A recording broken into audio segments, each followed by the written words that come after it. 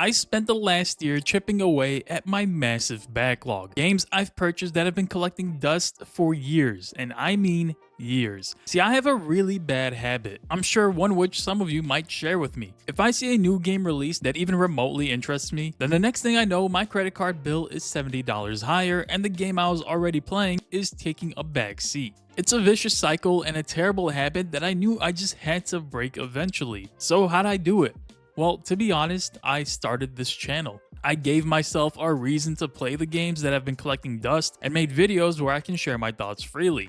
Somehow, it worked. Now, this whole backlog busting dates back even further than a year ago, so I lied a little bit in the title, but stick with me here. Let's go back in time and see exactly how I completed over 40 games over the span of a year and some change. I'll also be giving the games I go over a score of 1 to 10 for those interested in whether or not the games were actually good, of course only in my opinion. Because honestly, I did play some really bad games, but that's part of the fun and part of what completing your backlog is. Now let me set up some expectations. There were definitely some games I still bought on day one despite being on this backlog journey, mostly because of this channel and because of course I had a bit of FOMO. There's also some games I revisited despite completing them once already, but this was a very rare occasion. Now with that out of the way, let's get started. In February of 2024, my backlog journey began, but it didn't start off with a bang. I didn't play a big name title, like Final Fantasy Rebirth, for example. By the way, I bought this game and haven't even launched it yet. Anyway, instead I chose a game that piqued my interest. It's also a game I purchased on release and dropped very shortly after. You'll be hearing me say that a lot. Atlas Fallen. I'm sure a lot of you have heard of this game. And no, I didn't pick it because I was trying to go through my backlog alphabetically, but that's a great idea for another video. I went in with the full intent to finish it because I hadn't finished a game in so long. That's so weird to say, right? I just had a problem where I genuinely couldn't sit there and play a game long enough to complete it. I blame Ubisoft for that. Kidding.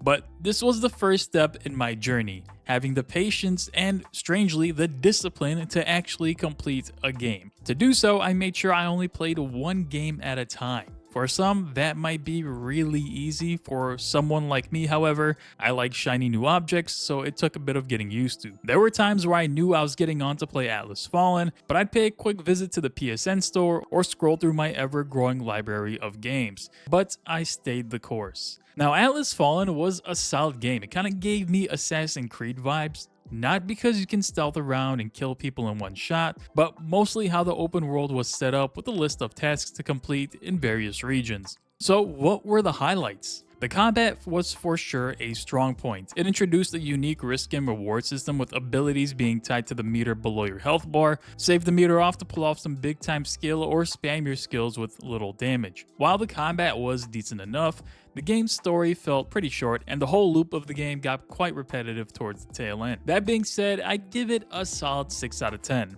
Believe it or not, that's the only game I played that month because that's how long it took me to finish. I was off to a pretty slow start. Anyway, let's move on. In March, I set my eyes on a little title called Evil West. I actually waited on a sale to scoop this one up, and I still didn't play it. But I made the decision to play a linear game like Evil West for a reason. I needed a break from the open world fatigue that was already creeping in, and Atlas Fallen was the wrong game to start with, to be completely honest.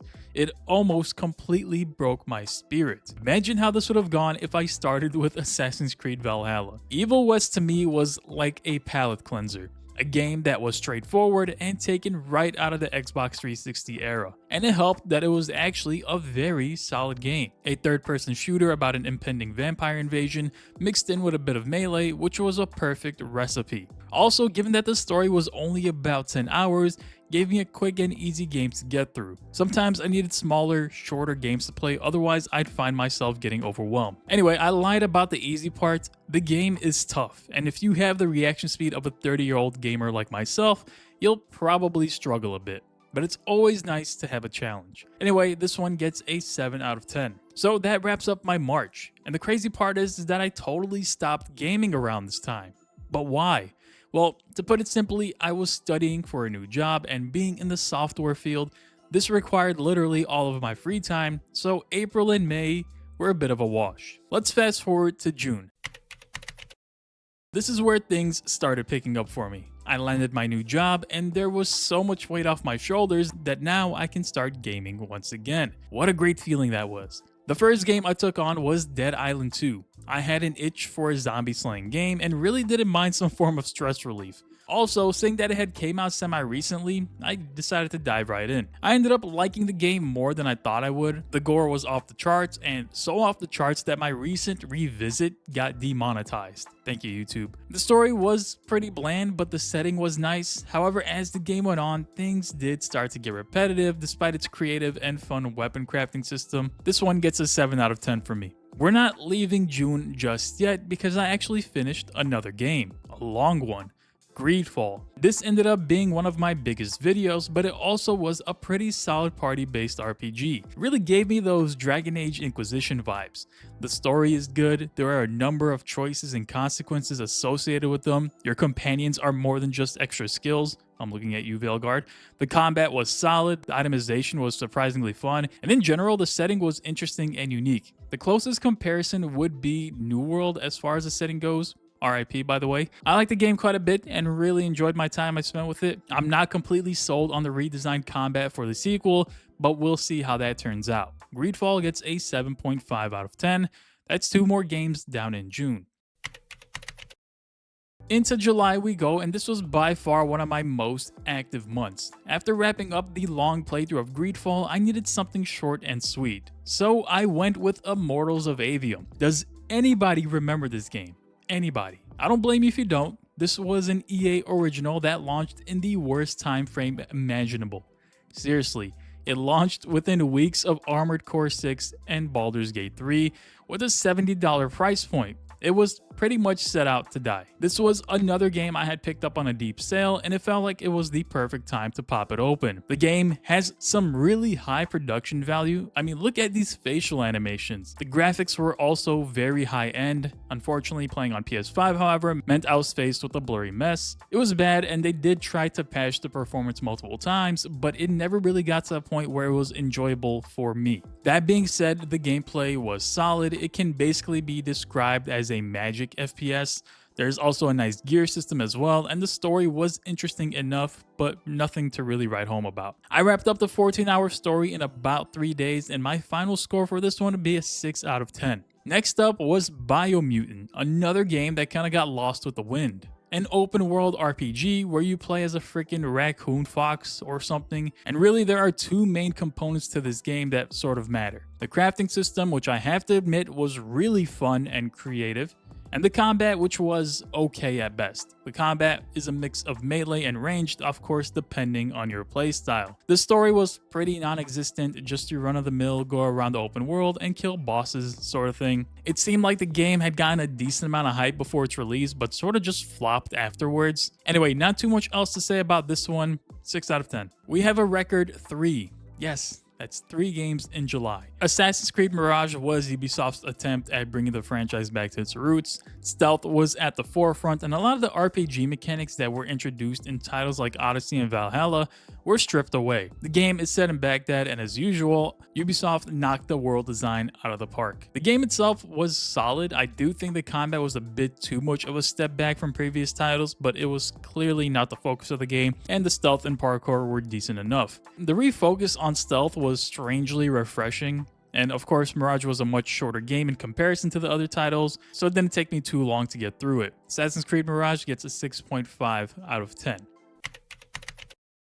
August was a bit of a step back for me, from finishing 3 games to only 1. Dragon Age Inquisition. Why did I play it, you might be asking? It's a game that I'd completed before, long ago, but knowing that Veilguard was around the corner, I really just wanted a refresher of the current events. Man, I really hope Veilguard will be good, is of course what I was thinking at the time. I don't have too much to say about Inquisition that hasn't already been said for nearly a decade now, or over a decade. Personally, I like the game a good amount and would give it an 8 out of 10. My summer gaming extravaganza had clearly slowed down. With only 1 game completed in August, the same thing would happen in September. So what game did I play? I ended up playing Anthem. Yes, Anthem. This might be a bad take, but Anthem's gameplay is legitimately fun. I don't know what to tell you. The story is fine, I guess, but I didn't really play it for that reason. I played it just to feel like a badass, which I did. With Anthem's official death right around the corner, or having already happened by the time you see this video, it was a good last hurrah. Anthem, you may have been hated by many, but by me, you will be missed. 7 out of 10, and that's a wrap for September, but things will soon start picking back up.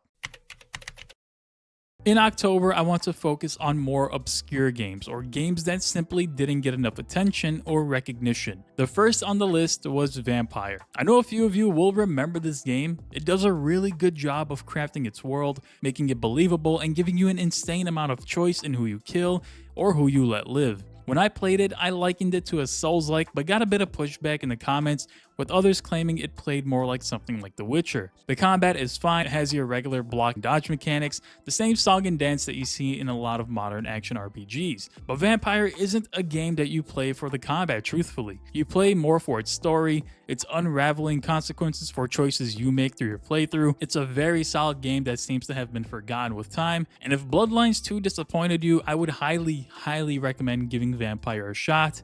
7.5 out of 10. I also played through one more game, that game being Prey. I can't even tell you how long this has been sitting in my backlog, and you know what? I'm a complete idiot for not playing it sooner. This is by far some of the best work Arcane Studios has ever released, and that also includes the Dishonored series. It's an absolute triumph out of Arcane Austin, who would of course go on to later release Redfall, and we all know how that went. It's a first-person immersive sim set in the distant future that provides an insane amount of player freedom. There's a whole skill tree that puts an emphasis on build crafting and playing the game the way you want. There are so many good things about this game, from its atmosphere, its level design, the combat, the story, and everything in between. I can spend the rest of the video praising it, but I'm not sure that would be the best use of your time. Prey gets a 9.5 out of 10. We've made it into November, and up to this point, Prey is the best game that I've played in 2024. It was just such a good and memorable experience. So what did I play first in November after such a triumph? Well, I went with Star Wars Jedi Survivor. Alright, the story behind this game isn't entirely my fault. Yes, I bought it at full price at release with my full intention of having a playthrough from start to finish, but when the game was released, the performance was so bad on PS5, it was genuinely terrible. It was blurry, it stuttered, and was just not playable, and I'm sure that carried on to PC. We saw a lot coming out about the performance just being bad. I know I'll get some people in the comments coming in and saying it was fine, but it simply just wasn't. I waited for a performance patch, and when it rolled around, it was the perfect time to finally jump in. So how was the game? Well, it was good. I think it's one of the better Star Wars games ever made. I found exploration very rewarding, the production is clearly S tier, and the story was genuinely interesting. I felt like the game could have done a bit more with its combat, but it was good enough to carry me through the game. Overall, 8 out of 10. Jedi Survivor did take me some time to beat, so that means I only played one other game in November, that being Atomic Heart. To me, Atomic Heart is a game that punches well above its weight in many categories. The graphics and the production value are just flat out amazing. The art style is also very unique. The combat was serviceable and the upgrade system was solid. I do think the game could have been better narrative wise, as it kicked off with such an interesting concept but sort of sputtered at the finish line. That being said, I'd give it a solid 7 out of 10. Goodbye November and hello December. In December, I decided to play a game that was about a decade old, but one that I had never finished before despite all the high praise from the community. That game was Dying Light. I have to admit, the game ended up being one of the most immersive experiences I've ever had. Haran was beautifully crafted. It's rare for an open world to make just about every building one that you can enter. The zombies were scary, and the nighttime brought out a special kind of terror. The story, I felt, was also solid. The mood of the game was just something that drew me in. It felt serious and the stakes felt legit. I also enjoyed the weapon crafting system that allowed for a good amount of creativity. It was an experience that I really ended up enjoying quite a lot. 8.5 out of 10. I did play one more game in December, and that game was indeed Forspoken. I know, but there is something about the game that was calling me, specifically the combat. Obviously, Forspoken didn't do well at all, and during my playthrough, it was clear why. repetitive and boring open world, repetitive activities, a story that takes forever to get going, and the characters were all just fairly bland. But something about the combat was really fun. Super agile, the powers at your disposal were interesting and fun to use. That in itself was enough to carry me to the credits. Otherwise, I would have dropped the game within the first 4 hours. Forspoken gets a 5 out of 10. Well, that wrapped up my 2024, 15 total games completed, and here are my final rankings. I can admit that my selection of games is a bit underwhelming, but that's kind of the point. These games were all just sitting, collecting dust in my backlog, and if I never started this journey, then they would have never seen the light of day. It's nice to experience many different worlds, characters, and gameplay systems, even if some just simply aren't as good as others. Well, 2024 is under wraps, and I managed to finish 15 total games. Let's get into 2025. I wanted to start 2025 off with a bang. I felt like I wanted to tackle bigger games. A lot of the ones that I played in 2024 were pretty low in terms of popularity and reception, so I started off with Spider-Man 2. I was pretty impressed by the game overall. The diverse cast of villains was fun to fight against, the skill system was interesting and engaging enough, and I really liked how they managed to implement the growth of both characters. The open world is gorgeous, as you might expect, with a city filled with tons of different activities, some good and of course a little bit of bad. My main concern about the game was that it felt more like an incremental upgrade over the first game instead of a full-fledged sequel. Regardless, it's still a really good game. For me, it gets an 8.5 out of 10. Next up was Skull and Bones. I was in the mood for something new and fresh, something different, and it had been a while since I played through Black Flag, so this pick felt right. Full disclosure, this is the one game that I ended up not finishing because the grind to do so was not something I was willing to do. The game does have some positives. I think the naval combat is actually fun. I think the ship customization is solid, and there's definitely some fun to be had. But the game felt overly grindy, which is totally fine for players looking for that. Personally, I wasn't. This one gets a 6.5 out of 10. January ended up being one of my bigger months. I also decided to check out Redfall. I'm not going to spend too long on this one. It had some solid shooting mechanics, decent abilities, and build customization, but the story itself was terrible, the game was a buggy mess, and the AI was often broken. It took me about 12 hours to complete the game, and that was more than enough for me. I give this one a 5 out of 10. There was one more game I played in January, probably my second biggest regret of 2025, and yes, I'm saying that even after playing through Redfall. You'll see my actual biggest regret later on in this video. Anyway, I was sort of in a mood for a Souls-like, but not any Souls-like. I wanted something obscure. I didn't want to play mainstream. I didn't want to do Sekiro or Neo. So in my backlog search, I ended up landing on Immortal Unchained. This was by far one of the worst games I've ever played in every aspect, from gameplay to graphics to balance to soundtrack. The list just goes on and on. There were so many things wrong with this game. Naming them would take the rest of this video, and I genuinely just did not have a good time, but I was so committed for this whole backlog journey that I just pushed my way through. This one gets a 2 out of 10.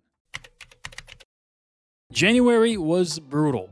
Outside of Spider-Man, every game I played was below average. With that in the back of my mind, I wanted to start February with something decent, something that had a big dev team behind it, so to speak. So that's how I landed on Star Wars Outlaws. My time with Outlaws was conflicted. It had the typical beautiful level and world design that Ubisoft clearly excels at, and the shooting mechanics were a very solid part of the game, but to me, the narrative was a letdown, and so was the faction system that was meant to be a large part of the game. For my full thoughts, you can of course check out my video on this channel. For me, Outlaws gets a 7 out of 10. I didn't feel fully satisfied with Outlaws and wanted to tackle another big game, one that came out to massive hype and even a bigger success. That game was Black Myth Wukong. God, I love this game. I love the boss designs, the intricate level designs, the combat system was fluid and impressive, and the scale of the game was just great. There were some downsides though, like the performance on PS5 being shaky at times, things like blurriness cropping up, or the game just flat out crashing. I do wish the combat was a bit more varied, but it completely engrossed me in ways that I wasn't expecting. It felt like if I didn't complete a chapter before moving on to the next, then I'd be missing out on so much content. It is an absolutely fantastic game,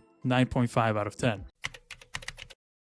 With February in the rear view, I wanted to scale my experience down a bit. Taking down boss after boss was fun, but my blood pressure could only get so high. So I went with Dragon Age the Veilguard. What a funny transition that was. To say I was disappointed with the game would be an understatement. I even sat there and played through all of Inquisition as part of my prep for this game. Everything wrong about this game has been stated time and time again, so that's not a wound that I plan on reopening here in this video. I did, however, end up liking the combat system. It was fluid and fun to pull off big attacks, and graphically the world was beautiful, but that's all I got. This one gets a 5 out of 10. Unfortunately, March didn't get any better. I decided to play the Saints Row reboot. I'm not sure why, but when I see a game get bad reviews, I sometimes get the urge to try it myself, hence playing games like Forspoken or Redfall. Saints Row falls comfortably in line with those games. I found it hard to find any redeemable quality about the game. The modern audience's Saints Row just wasn't for me, and everything about the game felt like it was either average or below average. Of course, the character creator was probably the best part of the game. Saints Row gets a 4 out of 10. I have no idea what they plan on doing with this franchise going forward, but I do hope they actually make a faithful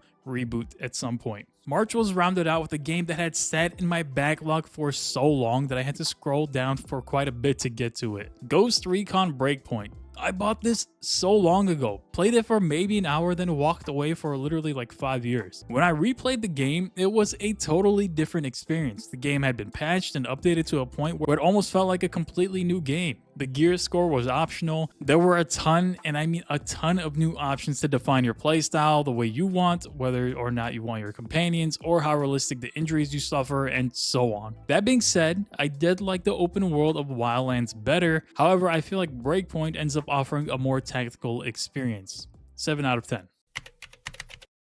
It took me a really long time to finish Breakpoint. So long that it was time for another palate cleanser. A game that locks me into a level and keeps things simple with the objectives. That game was Warhammer Space Marine 2, and what a treat that campaign was. Large-scale warfare, really cool swarm system, the Warhammer world faithfully brought into a video game adaptation. It was the perfect 8-hour campaign that I desperately needed. I ended up spending some extra time in the operations mode and PvP just because I enjoyed the game so much. 8.5 out of 10 from me. Now, I went pretty damn hard in April, I'm not gonna lie. After wrapping up Space Marine 2, I made my way over to Assassin's Creed Shadows. Shadows is an interesting game. It's a much more refined AC experience, removing a lot of the fluff that was added in Valhalla, but still being large enough to be a huge time sink. The dual main characters were also an interesting choice, with Yasuke serving as a pure melee fighter and Naue being the stealthy assassin. I think overall the game was a step in the right direction for the series as it refined many systems that were becoming too bloated. I'm really curious what's next for the AC series, but AC Shadows gets a 7.5 out of 10. Next up, we have Gotham Knights. Okay, I'll get some flack for this, but I honestly didn't feel like the game was a 4 out of 10 bad. In fact, I found it to be a bit better than average. The combat system was decent, although it definitely could have been more fluid. The gear system was interesting, but everything kind of just ended up being focused on crit chance. However, the story was very solid. I liked the characters and the interactions between them.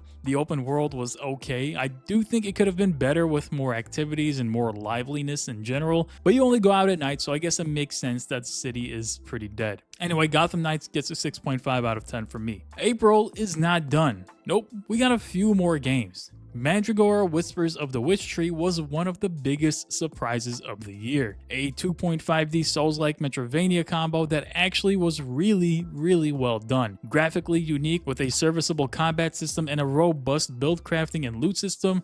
I was genuinely impressed by the game. I don't have too much more to say about it. You can check out my review for more. I'd give this one an 8.5 out of 10. I played one more game in April, rounding out a total of 5 games finished, this one being Lords of the Fallen. I had a good reason for this playthrough. The game had recently hit its 2.0 update, and the reworked combat along with every update that the game had received created a final product that felt much better than when it first came out. I think it ended up being a very solid Souls-like. I liked a lot of the boss designs. Aesthetically, the game is unique and pleasing. Some of the level design wasn't all that great in my opinion, but overall, it was a good enough game to capture me for about 20 hours or so. It gets a 7 out of 10. Like April, May was another month where I put a big dent in my backlog. At this point, I finished over 30 games over the course of a year. A big focus on playing just one game at a time had been working out. So what did I play in May? Well, I started out with Alan Wake 2. What an absolute masterpiece of a game. The story, the world design, the intricacies, all of it was so captivating to me. It's funny because I don't even like horror games, but Alan Wake 2 was the first one in a really long time that I was able to sit down and play through. 9 out of 10. Next up, we have Far Cry 6. This game was more of a revisit rather than a full playthrough. I had already finished the game once before and want to make an updated video on it. Far Cry 6 is decent. I think the game lost a lot of steam compared to other titles and repeats many mistakes that define the blandness of Ubisoft worlds at times. The villain is good, but he just doesn't get enough screen time. The gear and loot system felt tacked on, but the actual open world of Yara was fun enough to mess around in for me. I'm very interested to see where Ubisoft takes the Far Cry series next. This one gets a 6.5 out of 10 for me. Next was Watch Dogs 1. I never played or completed the first title in what is basically now a dormant series, but I was missing out. The game is genuinely really good. The open world being fully interactable in ways that no other game had achieved at the time was simply amazing. The story is grounded and kept me entertained. Aiden is a great main character whose quest for vengeance is worth seeing all the way through. The game really tries to immerse you in this futuristic spy thriller type scenario, and it does a really good job at it. I'd give it a 7.5 out of 10. Up next, we have Tainted Grail: The Fall of Avalon, one of the few new game purchases on my list.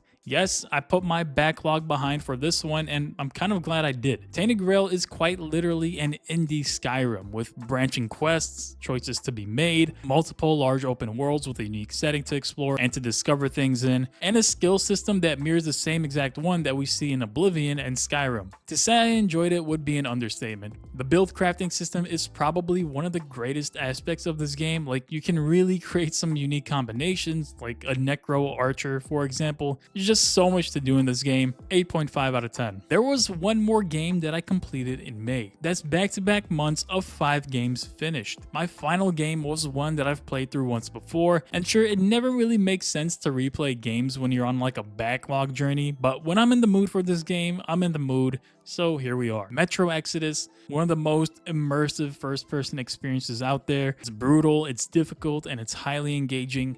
Graphically, it's beautiful, the gunplay is very solid, and the characters are fun to be around, and the story, of course, is solid. 8.5 out of 10.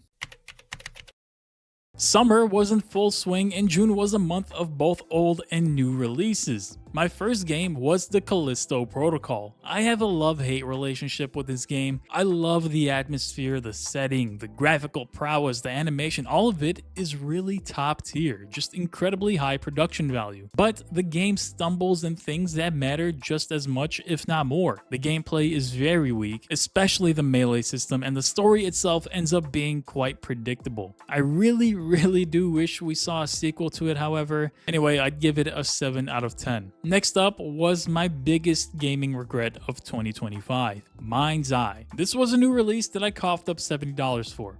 Everyone go ahead, point and laugh, leave your comments, but I came into the mindset of making a video on the game, so I had to buy it, and it did end up working out. Mind's Eye is just not good at all. I genuinely have no idea how it made it out of development, given how buggy it was and how bad the performance was. Many people say it seemed like the story was AI generated, and honestly, I can totally see why. 1.5 out of 10. I wrapped up June attempting to play a game that had a similar vibe, an open world to explore, the ability to drive around the city, and the same exact actor from Mind's Eye.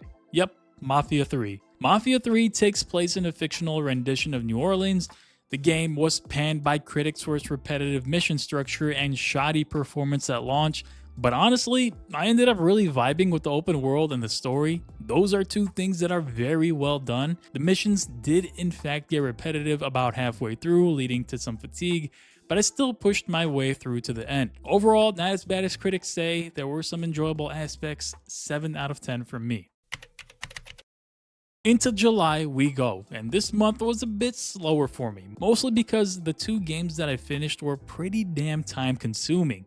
Small tip, If you want to blast through your backlog, make sure you're mixing in short, linear games, otherwise the open world fatigue will catch up quick. So I started July with a sequel, which was Dying Light 2. A massive open world, a ton of activities with the same zombie slaying style of the original. Dying Light 2 is a huge game. You can sink many hours into it, and with the steady stream of updates that happened prior to my playthrough, the game felt fresh. While the story and writing were low points, the actual combat, gameplay, and build crafting were enough to keep me going. The devs have tried to make the game look and play more like the original, and they've found some success in doing so. Overall, I'd give it a 7.5 out of 10. I had one more game completed in July, one that ended up taking up the rest of the month, Dragon's Dogma 2.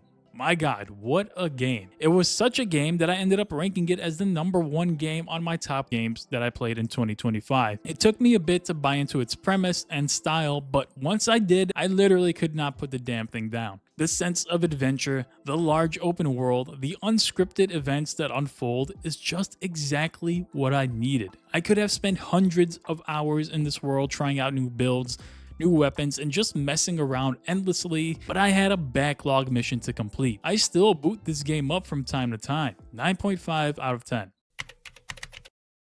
August is what I dubbed the month of Ubisoft. Not on purpose either, it sort of just worked out that way. My first game was AC Origins. Firstly, I never completed the game. It had been in my backlog for literally 8 years, mostly untouched. It's one of those games where I'd always get to a certain point, then drop it, only to revisit and completely forgot where I left off, so I'd start over again. Knowing that my goal is to beat games, I sat myself down and said this is the time I actually go from start to finish. So I did. I love the setting. Bayek is a great main character. Egypt was beautiful to explore. The open world didn't feel overwhelming. Activities and side missions were solid. Bayek's quest for vengeance was just fun to be a part of. Honestly, it's just a great game overall in my opinion. 8 out of 10. Next up, we have Watch Dogs Legion, the latest and likely final game in the Watch Dogs series. Another game that I had purchased, played a little bit, and moved on quickly. Honestly, after wrapping it up, it's not a bad game at all. Just very average in every sense. The highlights for me were, of course, the open world.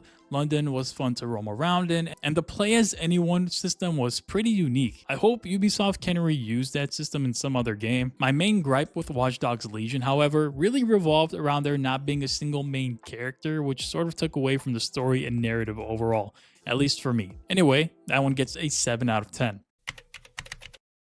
I have to admit, September is where things started slowing down a bit for me, mostly due to life circumstances. I finished only one game in September, that being Dying Light the Beast, a new release and not something I grabbed from my backlog. This is the third title in the Dying Light franchise and one that I ended up liking a lot. The game brings Crane back as the main character and attempts to refine many different systems to be more simple, such as the skill tree and the weapon crafting. The game takes place in a new setting and brings in a new antagonist. It's a genuinely fun game and one that I enjoyed my time with thoroughly. This one gets an 8 out of 10. And yeah, that's it for September. I know it's kind of sad. I was on such a hot streak finishing so many games, but the end of 2025, there was definitely a bit of slowdown.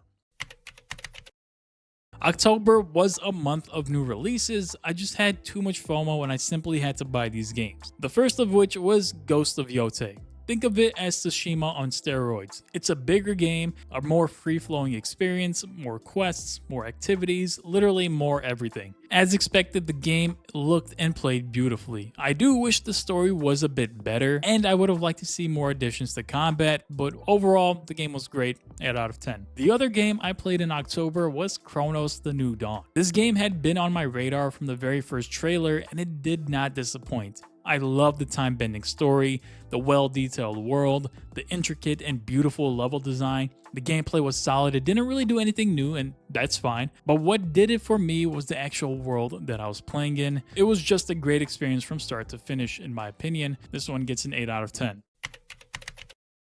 We're moving on to November and the final month where I actually completed a game from start to finish. My game of choice, Monster Hunter Wilds. I bought this bad boy on sale and never really put much time into it, But now with the year winding down, it felt like the perfect time to go for a grindy game. The game ended up being very solid. It refined a lot of the Monster Hunter formula that fans either ended up liking or others just straight up hated. Personally, I was kind of indifferent about it all. I'm not a mega Monster Hunter fan, so I couldn't really speak on the core systems being reworked, but the overall flow felt faster and I was in and out of my hunts much quicker. Overall, I would give this one an 8 out of 10. So that's 45 games knocked off the backlog. Some titles were new releases, but hey, I played them from start to finish like I intended. So now I'll never have to think about them again. So what did I learn from all this? Well, I learned to be patient with different genres and games that I'm unfamiliar with. I learned to pace myself and not rush through games just to cross them off my list. I learned to find positives in the bad games, even though at times there really weren't any at all. But now it's time for me to build a new backlog. In 2026, I plan on finishing 30 additional games. If you have any to suggest, you should go ahead and leave them in the comments. And if you've made it this far into the video and haven't already,